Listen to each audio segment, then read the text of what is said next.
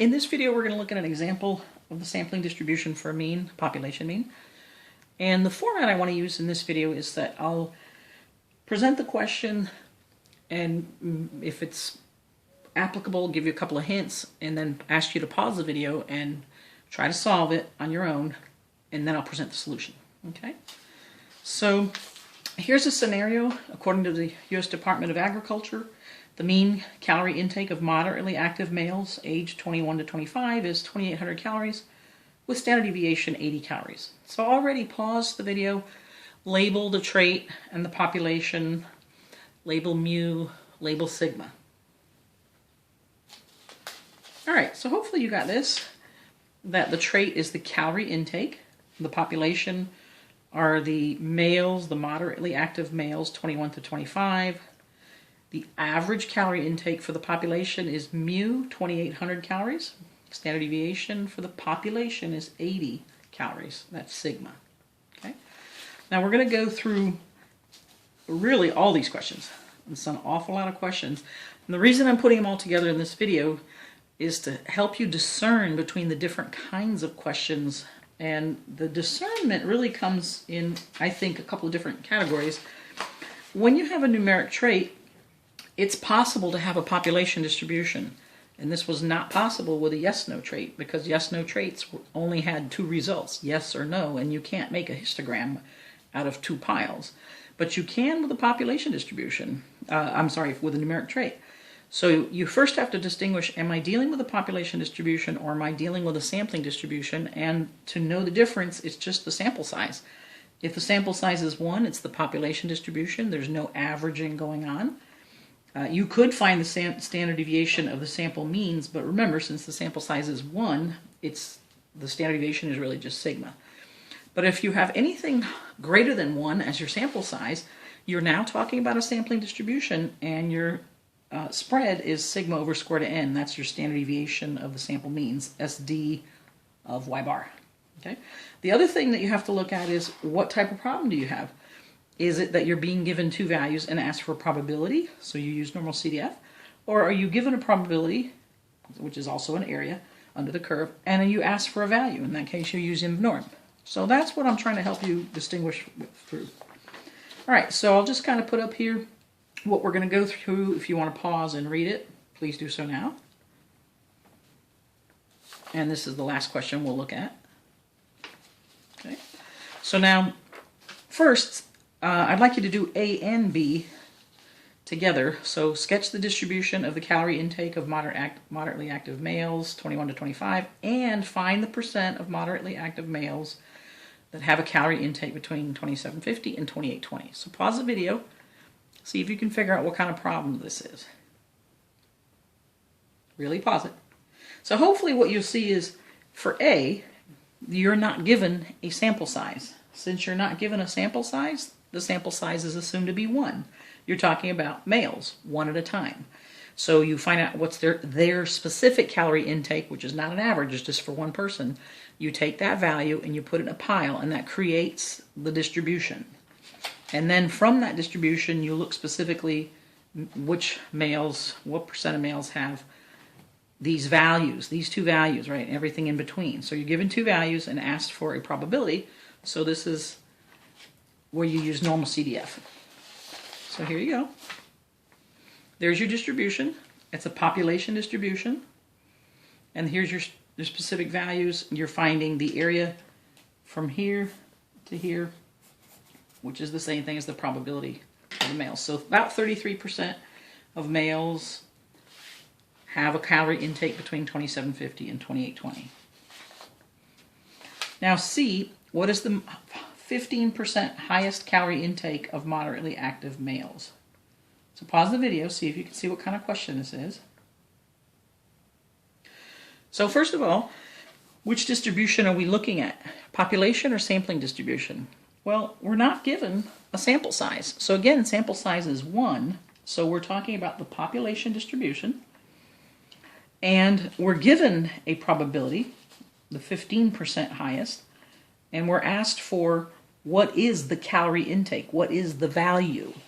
So we are, in this here, given a probability, asked for a value, we're going to use inv norm, And we're here with population distribution. Okay, so pause the video if you need to again. Here's the solution. So you have the highest 15%. Remember, inv norm looks for area to the left of that, so you have to use inv norm of 0.85. You get your z-score.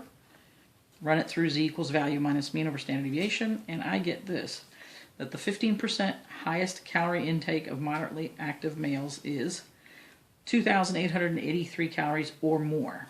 That means if a male is consuming 2,883 calories or more, he is in the highest 15% of males who who eat a lot, I guess. Who eat a lot of calories. All right. D. Now, here, the conditions that we check are really about the sampling distribution. Can we assume that the distribution of the sample means is going to follow a normal model? So pause and see about that. So hopefully this is what you got. Independent, the calorie intake of one male obviously should not affect the calorie intake of another. Representative sample. The central limit theorem here applies. Now, you weren't given this in D yet. I apologize. In E, where they actually ask you the question for the sample means, the sample size is 40, which is more than 30, so central limit theorem applies, but you wouldn't have known that unless you read ahead. Randomized, in part E, you're stated that this is a random sample, and here 40 is less than 10% of all males. But the reason I put this in here is technically you're really supposed to check conditions before you move on, because if a normal model doesn't apply, why bother moving forward, right? So a nutritionist analyzes a random sample of 40 moderately active males, 21 to 25.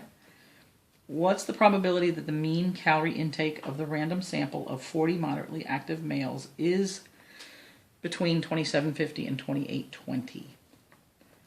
So pause the video, see if you can tell what kind of problem that is. So here, hopefully you notice that 40 is your sample size. So now you're talking about a sampling distribution. So you're already here. And then they're giving you values, two values. So you're going to use normal CDF. All right? So let's take a look. Now, one thing I wanted to mention here, actually, as we look at this distribution, I wanted to kind of contrast, and I might have to change it. Let me zoom in on this. Here's the population distribution, and you can check that. See, I think I can grab A too quickly. If you check that in part A that you worked on, even though I'm drawing these distributions almost as if they're all the same, width and height, they're really not. Your sampling distribution is much tighter and much more like a spike.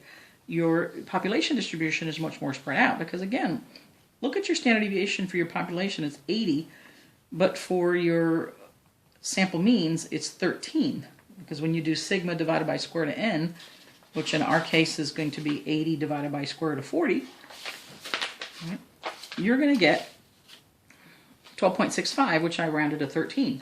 So you're really talking about, well, how many sets of 13 are in 80? It's over 6. That means from here to here in this distance, what used to be one standard deviation on the population distribution is now about over 6 standard deviations for your sample means. So you can see then that even going out 3 standard deviations in both directions for your sample means, right, which is here 2761 and 2839, that fits in less than 1 standard deviation from your population distribution. Why is that? Because you're averaging 40 men. So what happens is the averaging effect is so strong. You may have one male who consumes a lot of calories, but you're going to have another one that consumes very few calories. So when you average them, everything goes toward the middle. And when everything goes toward the middle, everything piles up on very much just in the center. So you have what I call the canceling effect a little bit, or the averaging effect. Because you have 40 males. That's a lot of averaging. So continuing then, 2750 and 2820 are the same values we used before. But notice on this distribution, before they were like here and here. Now they're like taking over almost the entire curve. That's because your new curve for the sampling distribution of sample means is so much more like a spike. So again, here's what it was in the population distribution, but this is what it is. Same values, 2750, 2820. Now it's taking up the entire curve. Why? Because, look, 2720 and 2750, right? In the same place, like that, right? It's taking up almost the entire curve, okay? So you would expect then that it would be almost the entire curve, and when you find your z-scores, but remember here your new standard deviation is 12.65, it's no longer 80. Then your z-scores are different because it's this new distribution. You get 93% or 94% here.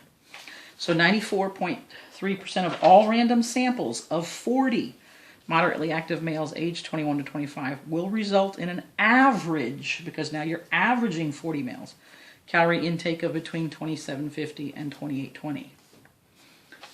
And finally, what's the calorie intake of the, let's say, no, actually there's two more. Calorie intake of the highest 15% of sample means of 40 randomly selected moderately active males, 21 to 25. Again, what kind of problem do you have? Well, pause the video, just watch for these hints. Pause the video, see if you can tell what kind of problem you have. So hopefully if you've paused the video and thought about it, you see that you have 40, which is a sample size. So you're using a sampling distribution where your spread is sigma over square root of n. That's going to be about 12.65. And then you're given a percent, right? So you're given a probability and you're asked for a value. What is the value, the calorie intake? So you're going to use inv norm. So here, inv norm of 0.85, because you need area to the left. Go through your z-score formula and you get that the calorie intake of the highest 15% of the sample means is going to be about 2,813 calories or more. And this is the last one. What's the calorie intake of the central symmetrically distributed 85% of sample means of 40 randomly selected moderately active males? But again, same thing applies. What kind of problem do you have? Pause the video. So hopefully you see here you are in the sampling distribution and you're still given a probability, right? So this is still an inv norm problem. So what happens is, here is your idea. You're splitting 85% centrally located, so and symmetric, so half on one side of the mean, half on the other. So I just took 85 and divided by 2. So you have 42.5% on one side, 42.5% on the other side. And what is this? The piles that are being made are of your y bars. So you have a bunch of y bars piled up on top of each other. And now, because it's an inv norm problem, we need to find this position or this z-score, but because your calculator is programmed to assume that the z-score you're looking for has a certain area to its left, what's the area to the left of this? Well, if half the curve, all of this is 50%, and this part's 42.5, then this little teeny part here is 7.5%. So this is what we're actually finding. So we're asking inv norm of 7.5%, so that'll give me this z-score, and it's negative 1.4395 standard deviations to the left of the mean, because it's negative. Run that through your z-score formula and you get 2782. Now, for this one here, you could do this same process here, where you basically find, you add 50% plus another 42.5%, 92.5%. You could do all that. Or you could use your knowledge of symmetry and say, well, 2782 is 18 calories less than the mean, so then I expect by symmetry to be 18 calories above the mean, or 2818. So the calorie intake of the central symmetrically distributed 85% of sample means of 40 randomly selected moderately active males 21 to 25 is between 2782 and 2818. Wow. Thanks so much for listening.